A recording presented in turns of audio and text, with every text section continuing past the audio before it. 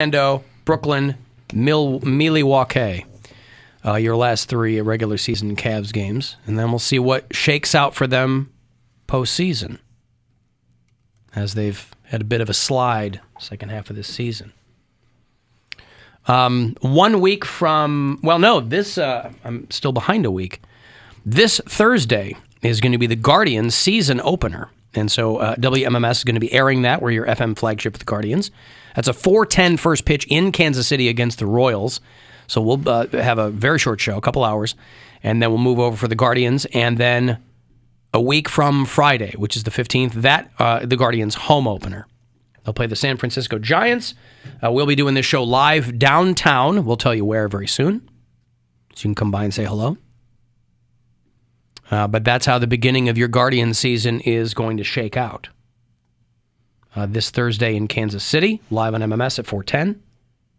And then a nighttime home opener, a 7:10 start on the 15th. And then we're off to the races. So, looking forward to some baseball. If you listen to our show on iHeartRadio from outside Ohio, tell me where. Brittany is one of our bureau chiefs in Cape Coral, Florida. Matt listens in D.C. Ryan's in Seattle. Zach is in Pittsburgh. Hey! Aren't you going to be in Pittsburgh? I'm going to be in Pittsburgh this Friday. Arcade Comedy Theater. Get tickets at BillSquire.com. What time is that show? 9:30 p.m. Wow. Yeah. Yep, late night. That's when it gets crazy and wild. Crazy. You know? 9:30 downtown Pittsburgh. Mm-hmm. Maybe it stays open a little longer than it used to. Pittsburgh always had kind of a 9 to 5 downtown. Unless you knew where to go. Unless you knew the secret passwords and knew which doors to knock on. Pretty quiet once everybody went home. We also have Betsy, who is one of our bureau chiefs in Syracuse, New York. They're dropping a legendary Prince concert from Syracuse, 1985. They're dropping this thing now that the Prince estate will basically monetize everything that is in this man's vaults. It's just family, right? Cousins and such. Is that who's controlling the Prince estate? I think so. I know that right after he died, a lot of people were coming out of the woodwork going, yeah, I was related to Prince. Yeah, he told me to sell that song for an insurance commercial. Where when he was alive, he was obviously famously averse to that kind of stuff, to commercializing his music. But in 1985, in March, they played a legendary concert at the Carrier Dome in Syracuse. It was broadcast on the radio, and it has been bootlegged for 35 years. And it's finally getting the remastering that it deserves. So if you're a Prince fan going back to the mid-'80s, Prince and the Revolution live in Syracuse. You know, he's from Minneapolis, of course, and one of the big television stations, TV and radio, callers are WCCO. I think it's an ABC affiliate. And one of their production guys at WCCO was, I guess, I don't know if he was looking for something specific or he was just going through old footage of something. But this guy found old archival footage of a teacher's strike that took place in 1970, and the reporter talks to a young kid who is Prince. He talks to a 6-year-old kid who turns out to be Prince. And so everybody at this television station is now going through this archived footage and trying to find other people that are in it. And they end up tracking down some dude who was like in Prince's first band. But it's pretty wild. Reporter talks to a middle schooler about whether or not the strike should be going on, and the kid in the video turns out to be Prince. For context to the educator strike that happened in the same district just last month. Okay, so there's the governor's mansion. That's kind of cool. Matt Liddy is WCCO's production manager. I grew up in Minneapolis, so all I cared about was looking at cool buildings from the place I grew up. But his curiosity turned into a discovery when he saw a reporter interviewing kids as teachers picketed in the background. And it was this young boy jumping around and later answering a question who left Liddy speechless. So then I immediately just went out to the newsroom and started showing people and saying, I'm not going to tell you who I think this is, but who do you think this is? And every single person, Prince. We didn't have the right equipment to hear the film, so a specialist helped us extract the audio, and then we heard his voice. Are most of the kids in favor of the picketing? Yep. How come? I think they should get a better education too, and I think they should get some more money, cause they be working extra hours for us and all that stuff. Our excitement. Boy, that kid had some Freddie Mercury teeth too, boy. Prince. Young Prince. 11 years old. 11 years old. There you go.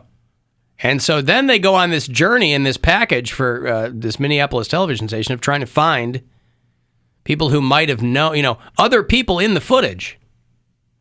And they, one by one, track down some dudes. They find like one of Prince's old teachers, because it looks just like Prince. But they don't have confirmation of it, so they're trying to find other people that grew up with him. And everything, but it looks like him. Despite the evidence, we still needed someone who knew Prince as a kid. Jamler connected us with Terrence Jackson. We go back as far as kindergarten at John Hale Elementary in North Minneapolis. A childhood friend and neighbor who was also in Prince's first band, Grand Central, when they were teenagers. Oh my God, that's Kitchen. That is Prince. Standing right through the head-on, right? Yeah, keep watching. That's Skipper! Oh my God! That was just his reaction seeing Prince. Now, he's hearing it. Wow. I think they should get a better education too, cause Wow. That's it. Wow, that was him. What do you,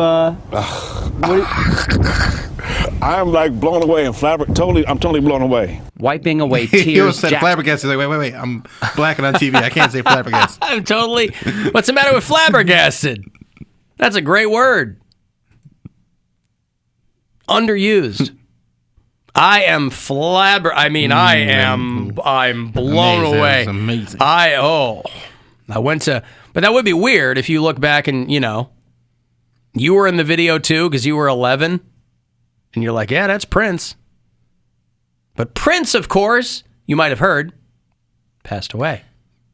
They can't go to the source to confirm the identity. So they had to track. And imagine this reporter, by the way. He's got nothing on deck, and this production guy stumbles across this video, and the guy goes, I got my next story.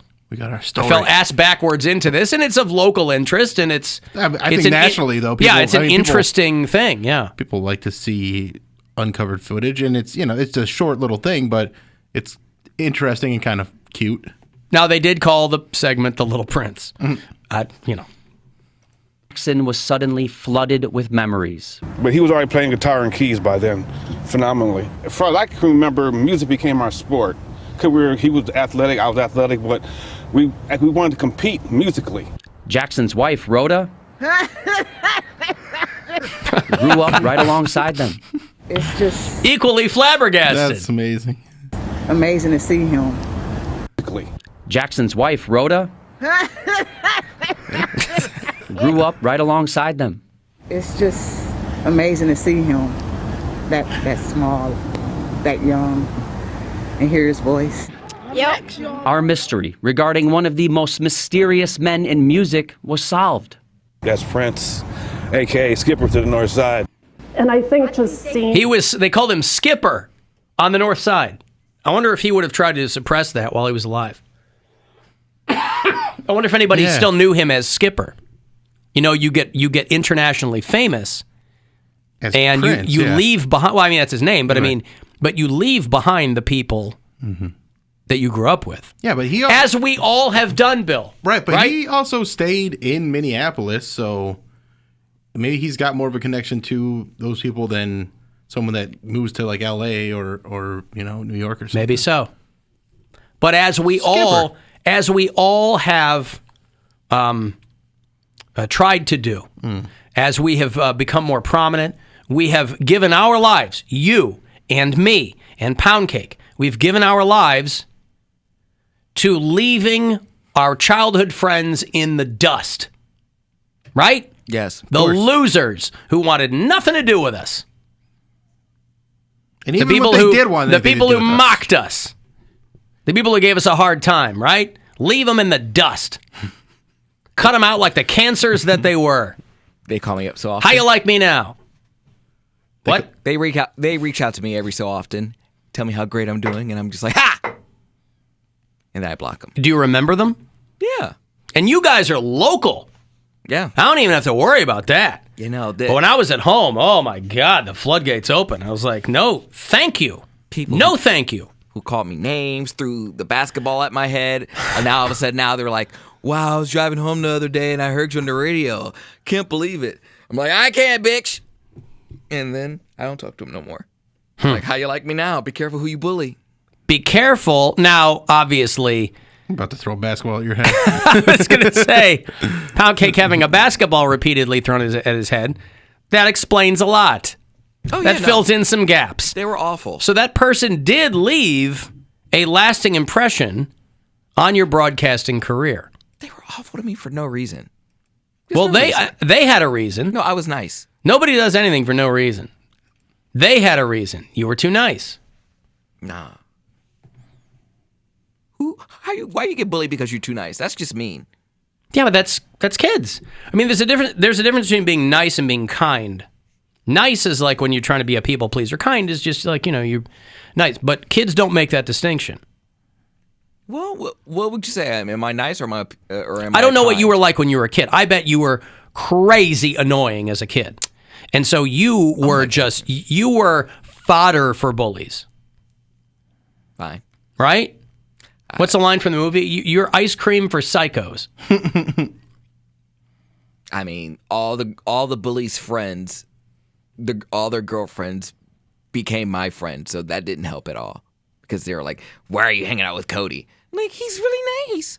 And then, so I would get it in the bathroom, or I'd get it in gym class, or I'd get it in the locker room. Your school needed a cage around the toilet. Yeah. April 21st. It's not far off. April 21st is going to be 6 years since Prince died. Man, that's crazy. Yeah, 6 years. And they found him in old archival footage from 1970. I just don't know how why can't stars live longer? Like, why? A lot of them do. But why is it always the black stars that are always the worst? The worst? They always die the quickest.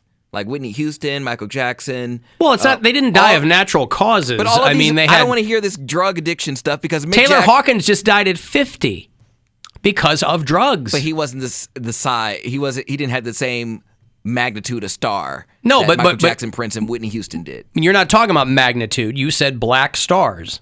It's usually Whitney Houston was a drug addict. Prince was a prescription drug addict. Michael Jackson. Drug addict. These aren't people who died of natural causes. So they were putting their body. Why do you think Mick Jagger is still alive? Keith Richards is still alive, but I mean, guys like Keith Richards and Ozzy, like they've determined that Ozzy has something in his genes that has kept him alive, and it's not a tinfoil wrapped cucumber.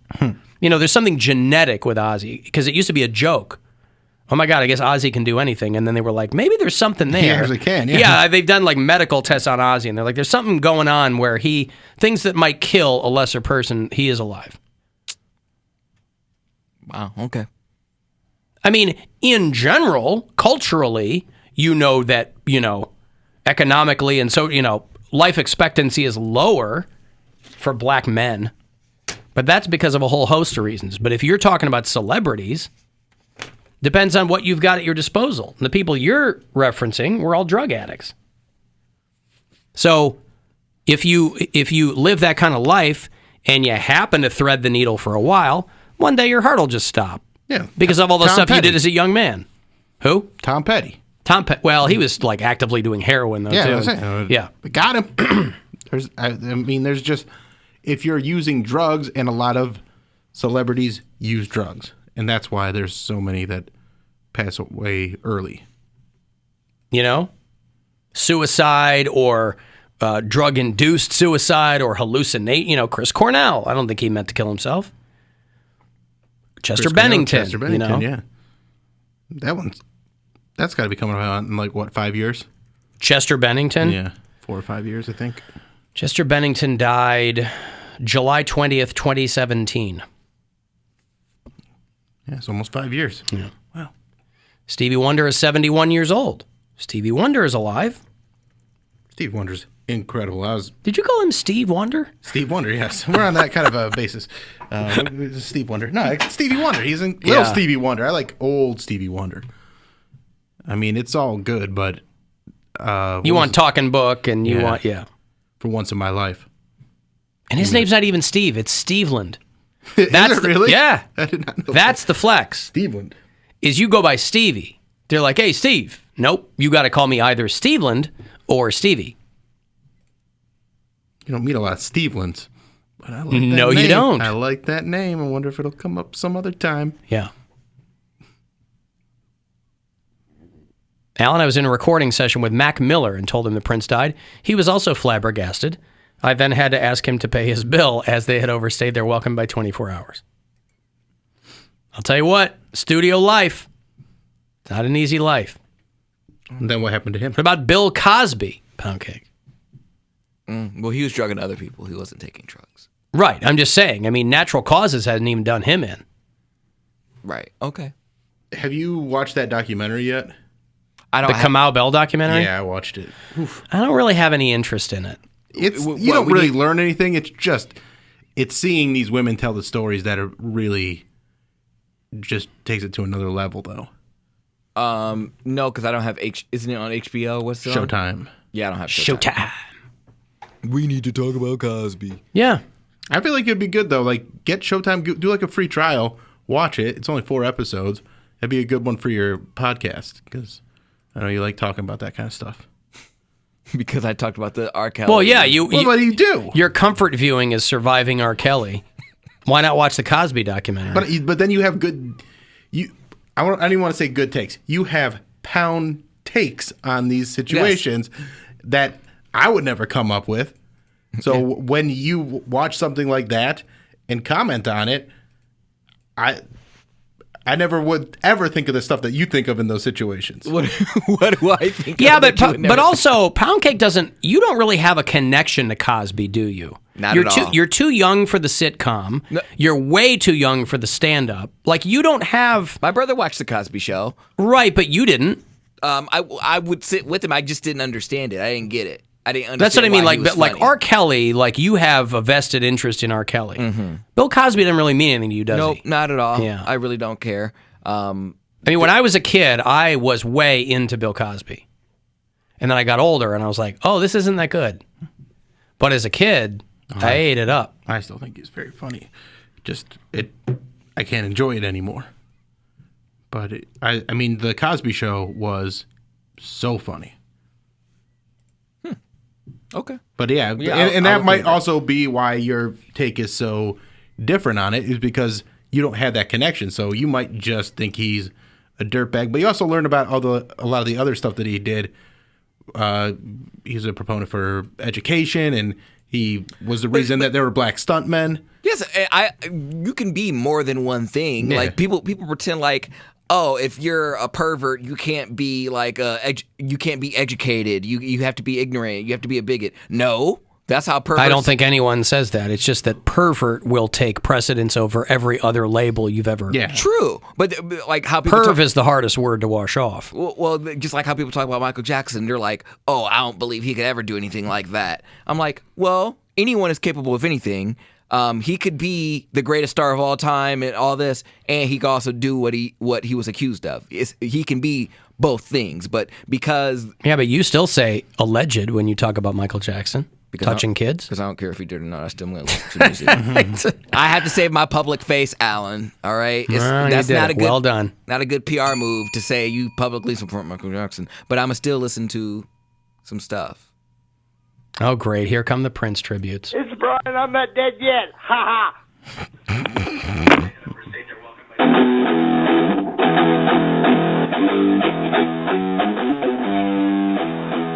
What is that, Little Red Corvette? Was that Cream? Yeah, I don't know. When does Cream? He's doing definitely put his Brian spin on it. Oh. Is that Purple Rain? That's the Purple Rain solo.